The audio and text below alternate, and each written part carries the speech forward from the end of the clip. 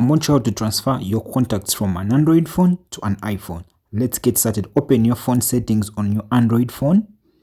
Pretty simple.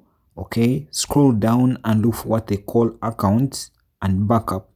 Okay, tap accounts and backup, then you select manage accounts, the first option on top right there. Tap manage accounts, then you're going to see the Gmail option, the Google Mail option. Select it up there. Then you're going to again tap on sync account, then make sure that the contacts option, this contacts part, is turned on right there. Simple as that. Now open your iPhone. Okay, now go to the settings of the iPhone and scroll down and look for what they call mail. Okay, that mail, tap mail. Now I want you to scroll, tap on accounts, tap accounts, and then you're going to see the part of add account. Tap right there, and then you're going to see, want to add a Google account, tap Google. Okay, now we are going to add the Google account that is in our Android phone. We add it this side. So put your email in that space right there. Then after putting the email, tap on next.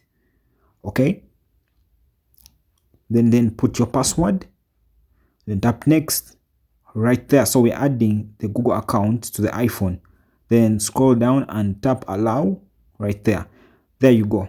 And then make sure you have the contacts part toggled on right there. After doing that, make sure then tap on save. Then they show you account added. Pretty simple. The account has been added. After doing that, okay, head back and then open your phone app right there.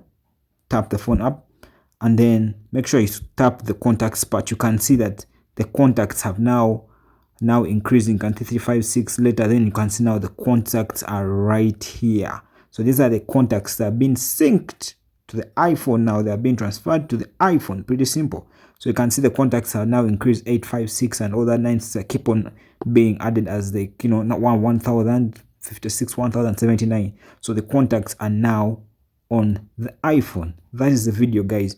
Just make sure that hit the subscribe button if you pick value in this video. See you next time.